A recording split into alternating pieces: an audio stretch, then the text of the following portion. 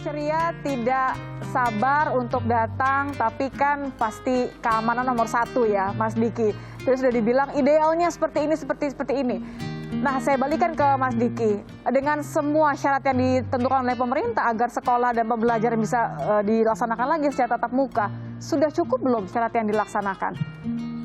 Ya, sebetulnya dari sisi aktivitas dari sisi penyiapan ya, sebetulnya relatif sudah cukup. Hanya yang menjadi permasalahan adalah tidak semua daerah siap. Ini harus disadari. Ya, beda dengan Jakarta, tidak bisa semua disamakan. Jadi ini harus ada penilaian per wilayah dan ini artinya tidak bisa digeneralisasi. Dan kita harus melihat bukan hanya bahwa saya mau siap sekolah, tapi bagaimana dengan sektor lainnya? Bagaimana dengan, karena sekolah ini termasuk misal tempat Bu Nini ini, harus sebetulnya ada pengampu. Harus ada pengampu. Pengampu ini adalah ya mau dinas kesehatan atau menunjuk misal puskesmas dan lain sebagainya. Karena ini kan masih masa pandemi, harus terus dimonitori.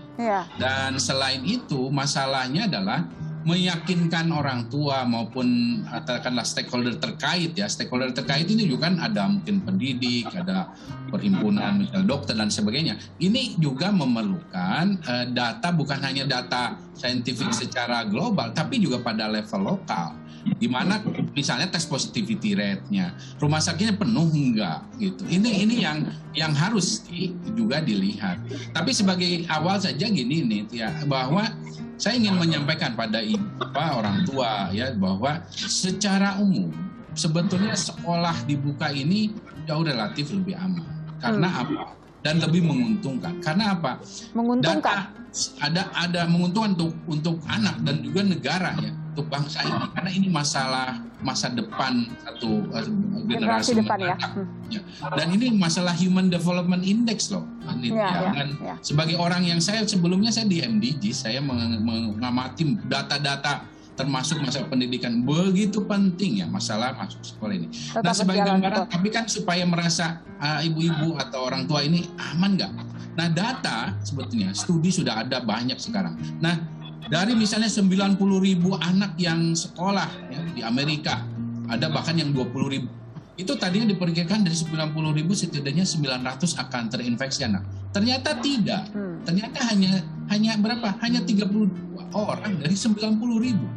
Itu attack rate-nya juga kecil ya. Tapi ini menarik sebenarnya ya Mas Diki ya. Saya coba ke Bu Nini nih. Bu Nini kan sebenarnya kan di awal sekolah terlebih dahulu memberikan semacam form gitu ya ke orang tua.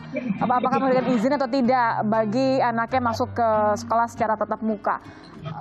Responnya bagaimana kalau untuk di SD 09 Palmerah sendiri? Berapa banyak yang setuju, berapa banyak yang kayaknya saya mau lihat dulu deh Bu Guru gitu?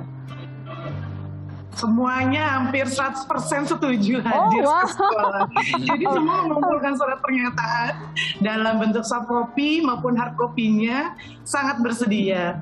Dan ini sangat bersedianya pakai semangat gitu ya Bu ya? Iya, sangat semangat ya.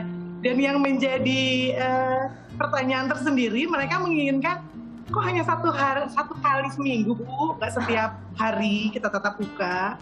Jadi ada keinginan seperti itu. Jadi kami jelaskan kembali bahwa memang ini merupakan salah satu keunggulan dari sekolah kita, ya, dipercaya cara untuk meminimalisir resiko pertemuan ya Bu ya. Tunjuk untuk membuka sekolah. Jadi harus sabar dengan keadaan. Jadi tidak terburu-buru untuk setiap hari melaksanakan tatap muka.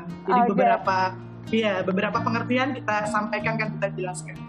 Saya mau undang kalau begitu untuk mengecek sebenarnya bagaimana sih antusiasme dan juga apa alasannya sebenarnya orang tua yang mengizinkan anaknya untuk tatap muka. Saya pengen ngajak, sudah ada Ibu Septi dan Fahri. Nah, Fahri ini siswa kelas 5 ya, 5 SD. Halo, Assalamualaikum. Waalaikumsalam. Halo Ibu Septi dan Fahri. Hai Fahri. Hai Fahri, makasih ya udah mau ngobrol nih sama, aduh aku kalau mau dipanggil tante gimana gitu rasanya, kakak aja. Fahri gimana? Udah masuk sekolah lagi, hari apa kemarin masuk sekolahnya? Hari Selasa. Hari Selasa, terus gimana rasanya hari pertama masuk sekolah lagi? Senang. Senang? Ketemu teman-teman ya? Iya. Atau waktu masuk sekolah gimana? Harus cuci tangan dulu, ceritain dong waktu masuk sekolah gimana, apa aja yang harus dilakukan sebelum belajar? Pas baru datang disuruh cuci tangan. Oke, terus? Masuk ke kelas. Masuk ke kelas. Di kelas berapa lama, Fahri? 3 jam. 3 jam? Iya. Cukup, kurang, apa kelamaan 3 jam di sekolah? Cukup. Cukup. Pengen buru-buru pulang ya, pengen langsung main lagi di rumah ya. Oh enggak, kangen main sama teman-teman ya, Fahri ya? Iya. Oh, ada istirahat nggak? Ada jajan atau apa nggak gitu di sekolah, Fahri? Cuma istirahat makan. Istirahat sama makan? sholat duha. Oh, Iya. istirahat makannya kayak gimana tuh? Di tempat di kelas kah atau di mana? Di kelas. Di kelas? Bawa Iya. bekal? Bawa. Bawa bekal. Teman-temannya makan di kelas juga? Iya. Oh gitu. Kalau sholat duhanya berarti juga dijadwalin setelah selesai sekolah ya? Pas habis makan. Habis makan. Oh, saya ke mamahnya deh. Kalau gitu. Panggilnya apa nih? Mama, bunda, atau ibu? Ibu ya. Bu, Fahri sudah masuk sekolah. Apa Iya. rasanya? Lega juga sih gitu, karena kan di rumah tuh nggak efektif ya, apalagi saya juga WFH, jadi kadang sambil WFH sambil ngajarin gitu. Langsung kangen sama ibu guru dan pak guru ya, langsung auto pengen bapak ibu guru coba ini tolong anak saya gitu ya. Tapi ada kekhawatiran tertentu nggak sih Bu waktu akhirnya boleh nih belajar sekolah lagi gitu? Pasti ada sih, tapi kita juga tanya-tanya karena kan di sekolah tuh kita lihat apa gurunya sudah divaksin, apa prokesnya juga dijalankan gitu ya. Dan seminggu kan nggak setiap hari gitu. Jadi minggu ini 3 hari karena ada KM, nanti sama Kepseknya ada review lagi apa dilanjutin seminggu 3 kali atau enggak gitu. Oh, jadi Fahri selama seminggu pertama ini sudah 3 hari ke sekolah 3 ya? hari. Kebetulan ada AKM. Kalau yang tidak ikut AKM mereka cuma 1 minggu sekali.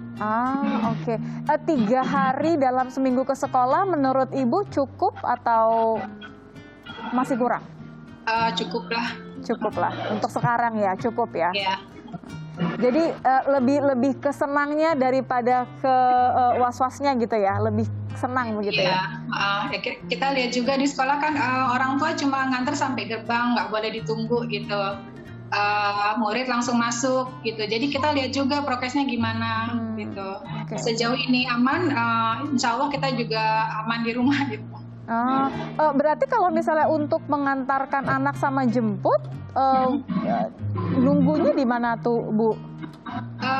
Jadi by WA group nanti dikasih tahu gitu, anak sudah boleh dijemput jam 12.30 gitu. Jadi kita langsung jemput. Gitu. I see. Saya balik ke Bu Nini deh kalau gitu. Bu, ini kan berarti nggak hanya mengatur bagaimana anak-anak masuk ke ruang kelas, belajar dan juga kembali lagi. Tapi kan ada orang tua di situ. Komunikasinya gimana kalau di sekolah? Untuk di SDN Palmera 09, ini memang sudah ada jadwal untuk penjemputan peserta didiknya. Untuk kelas 1 dan 4, kami punya 2 sesi. Kelas 1 itu mulai dari jam 7 sampai pukul 9. Sama, kelas 4 juga demikian. Jadi kami 120 menit. Kemudian ada 30 menit untuk spare waktu yang keluar sesi 1. Setelah sesi 1 keluar di pukul 9, 9.30 sesi kedua masuk. Jadi kami menghindari terjadinya bentrokan atau pertemuan antara yang sesi 1 dengan sesi yang kedua. Jadi kami atur tetap gantian gitu ya. Jadi ini kalau nomor antriannya belum dapat, belum boleh jemput anaknya nih berarti. Belum boleh dapat. Jadi memang betul-betul sesuai agar tidak terjadi bentrok antara sesi 1 yang belajar dengan sesi 2 yang akan datang. Oke. Saya penasaran, pengen balik sedikit aja sebelum ke Mas Diki. Pengen tanya lagi ke Fahri. Fahri selama di sekolah 3 jam maskernya dipakai terus? Pakai terus. Pakai terus, benar ya? Pakai terus? Iya. Nggak dicopot-copot sama sekali? Enggak, cuma makan doang. Oke, saya pengen ke Mas Diki kalau gitu.